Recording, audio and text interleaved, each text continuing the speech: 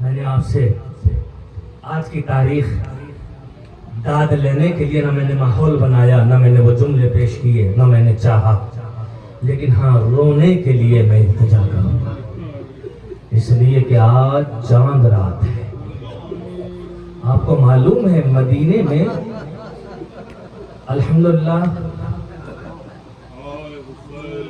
یہاں تو 30واں چاند ہے، لیکن شکاگو وغیرہ میں بھی مجھے میسج آئے آج چاند ہو چکا ہے امریکہ میں۔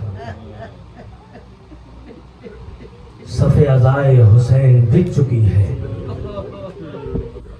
یہ عزا خانوں کے دروازے نہیں کھلے، یہ بابہائے جنا روشن ہو گئے۔ جو چاہتا ہے کہ جنت میں چلا جائے وہ مجلس شبیر میں آ جائے۔ عزاداروں، جب مدینے میں محرم کا چاند نمودار ہوتا تھا، لوگ آسمان کی طرف نہیں دیکھتے تھے، لوگ محلہ بنی ہاشم کی طرف دیکھتے تھے۔ اور جب اہل بیت کے گھرانے سے رونے کی صدائیں بلند ہونے لگتی تھی، اہل مدینہ کہتے تھے کہ محرم کا چاند نمودار ہو گیا۔ ایک دن ابن شبیب نے، ریان ابن شبیب نے دیکھا کہ امام رضا علیہ السلام تشریف فرما ہے اور ایسے تڑپ تڑپ کے رو رہے ہیں، میرے مولا زمین پر ہاتھوں کو مارتے ہیں، بالوں کو بکھیرا ہوا ہے، امامی کو اتارا ہوا ہے، اور میرا مولا ایسے تڑپ کے گریہ کر رہا ہے جیسے مچھلی کو پانی سے نکال لیا جائے۔ ابن شبیب نے کہا مولا آپ ایسے کیوں تڑپ کے رو رہے ہیں، آپ کی کیفیت ایسی کیوں ہے؟ عزادارو آٹھویں مولا نے فرمایا ابن شبیب تمہیں معلوم نہیں ہے فلک پہ ہلال محرم نمودار ہو چکا ہے۔ ارے یہی وہ مہینہ تھا جس میں ہمارے در حسین کو پیاسا شہید کر دیا گیا، ارے چھوٹے چھوٹے بچوں کو قتل کر دیا گیا، ہمارے گھرانے کی مخدرات عصمت کے سروں سے چادریں چھین لی گئی۔ ہاں عزادارو، آپ نے چاند دیکھا، لیکن ایک قافلہ ہے جو روحانی قافلہ ہے، جو قرآن کی آیتوں کی شکل میں سمت عراق بڑھ رہا ہے، جس میں چھوٹی چھوٹی آیتیں کوئی علی اصغر کی شکل میں ہے، کوئی علی اکبر کی شکل میں ہے، کوئی اولاد محمد کی شکل میں ہے، کوئی زینب اور ام کلثوم کی شکل میں قرآن کی آیتیں عراق کی طرف بڑھ رہی ہیں، اور حسین ابن علی جو مکمل قرآن ہے وہ آگے بڑھتے چلے جا رہے ہیں۔ عزادارو، امام حسین علیہ السلام نے راہ میں چاند دیکھا۔ عزادارو، ایک جملہ پیش کرنا چاہتا ہوں، ہاں حسین نے چاند دیکھا۔ آپ نے مرثیے میں سنا کہ جب کوئی چاند دیکھا جاتا ہے تو رزق کی دعا کی جاتی ہے، ارے طول عمر کی دعا کی جاتی ہے، لیکن علماء لکھتے ہیں جب محرم کا چاند حسین نے راہ عراق میں دیکھا تو رزق کی دعا نہیں کی، طول عمر کی دعا نہیں کی، میرے مولا نے شہادت کی دعا کی۔ پروردگار، اس وعدے کو وفا کرنے جا رہا ہوں جو تجھ سے عہد طفلی میں کیا تھا۔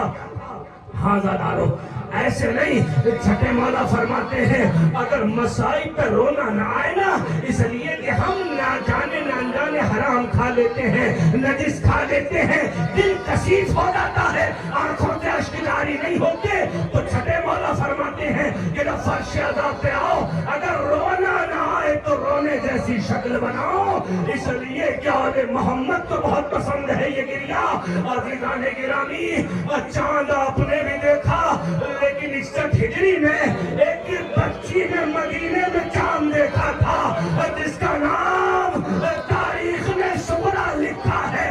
کہتے ہیں جب ہلال محرم نمودار ہوا، عزاداروں مدینے میں سارا قافلہ تو رہنے تھا، عزادار ایک بچی ہے جو ہلال محرم کو دیکھنے کے بعد جناب ام المؤمنین کے پاس آتی ہے اور آ کے کہتی دادی میں نے جب سے یہ چاند دیکھا ہے میرا کلیجہ پھٹا جا رہا ہے، میرے بھیا قبر کی خیر ہو، اجرکم اللہ۔ عزاداروں میں کیسے کیفیت بیان کروں؟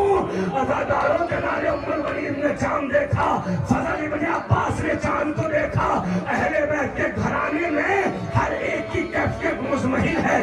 بس عزاداروں تاریخ کا وہ میں منظرنامہ پیش کرنا چاہتا ہوں جس کو آج کی تاریخ سے موسوم کیا گیا ہے، پڑھا جاتا ہے کہ جب یزید ملعون نے ولید کو والی مدینہ کو خط لکھا کہ حسین ابن علی سے بیعت لے لی جائے، آپ بہت گریہ فرمائیں گے، آنکھوں میں نمی رہنا چاہیے، لیکن عزاداروں جس فرش ادا پہ آپ تشریف فرما ہے یقیناً آپ بیٹھے ہیں، یقیناً سید سجاد کی قربانی ہے، لیکن اس فرش ادا کی والی زینب کبریٰ ایک مخدرات عصمت کے گھرانے کی خاتون تھی جس نے یزید کے گھر میں فرش ادا کی بنیاد ڈالی تھی۔ عزاداروں جب یزید نے نامہ بھیجا کہ حسین کو بلایا جائے، مروان کے ذریعے سے حسین ابن علی کو بلایا گیا۔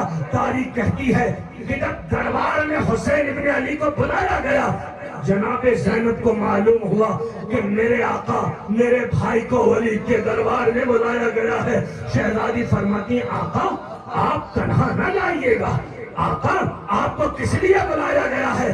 جناب امام علی مقام نے کہا نہیں میں جاؤں گا ضرور اگر بلایا گیا ہے۔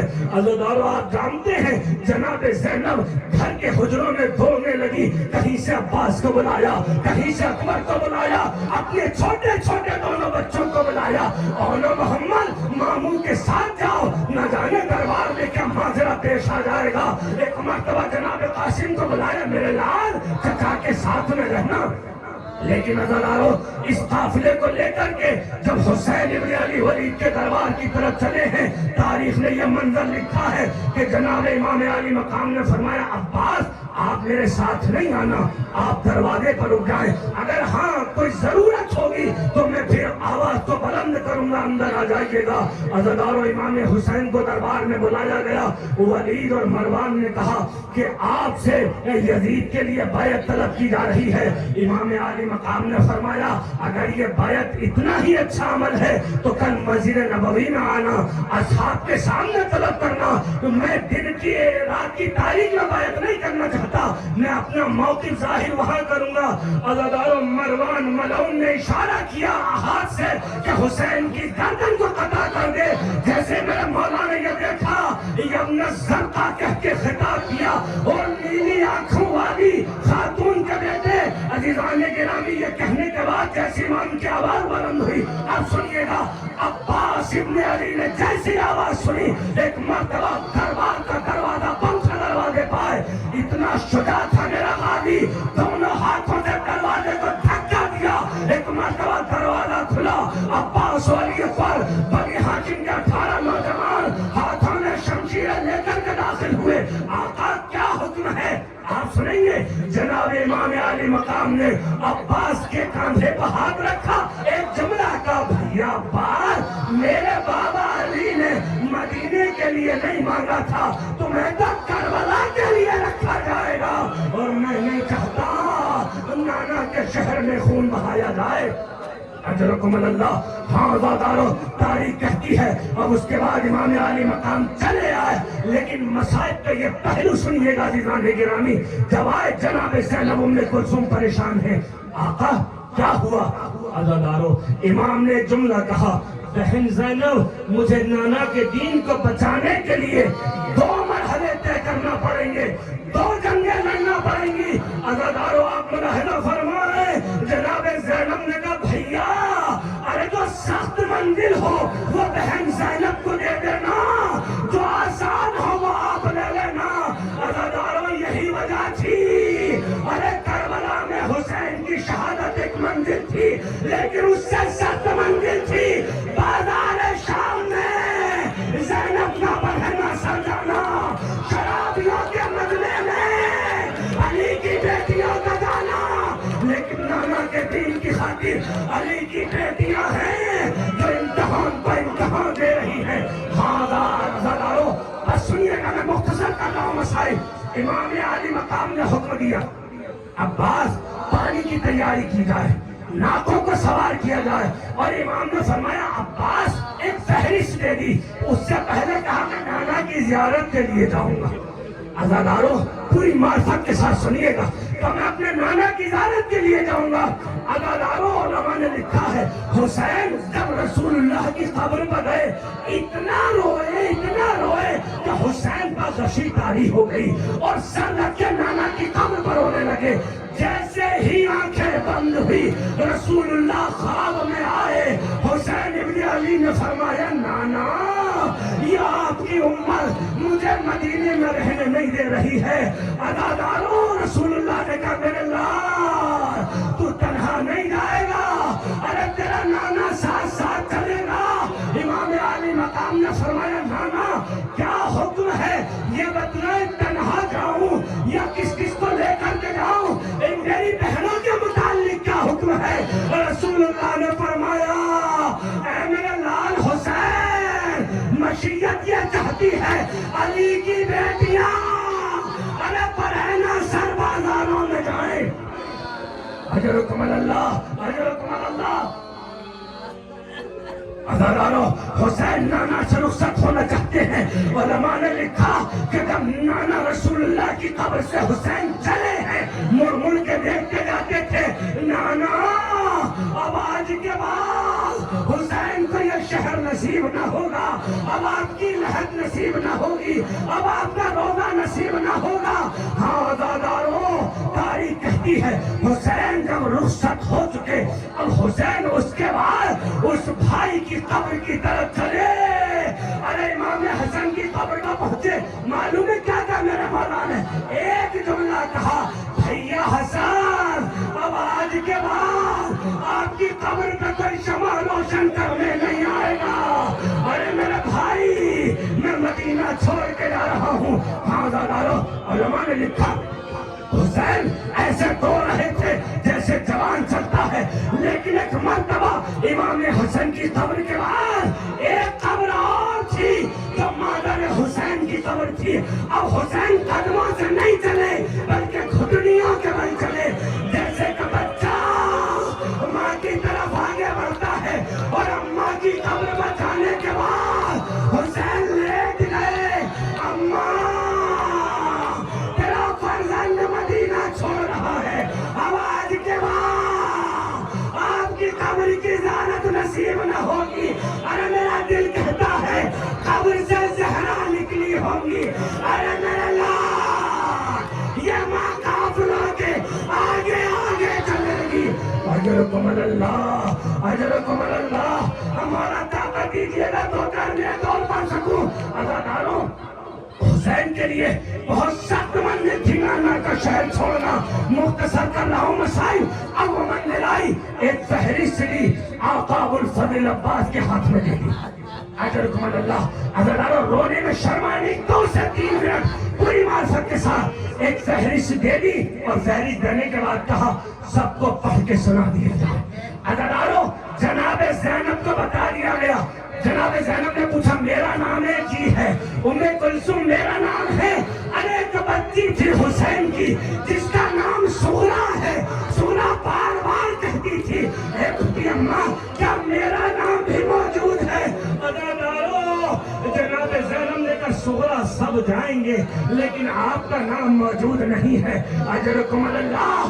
یہاں تک کہ جب ایک ایک کو نام بتایا گیا, مولانا محمد کا نام موجود ہے, علی اکبر کا نام موجود ہے, جناب قاسم کا نام موجود ہے.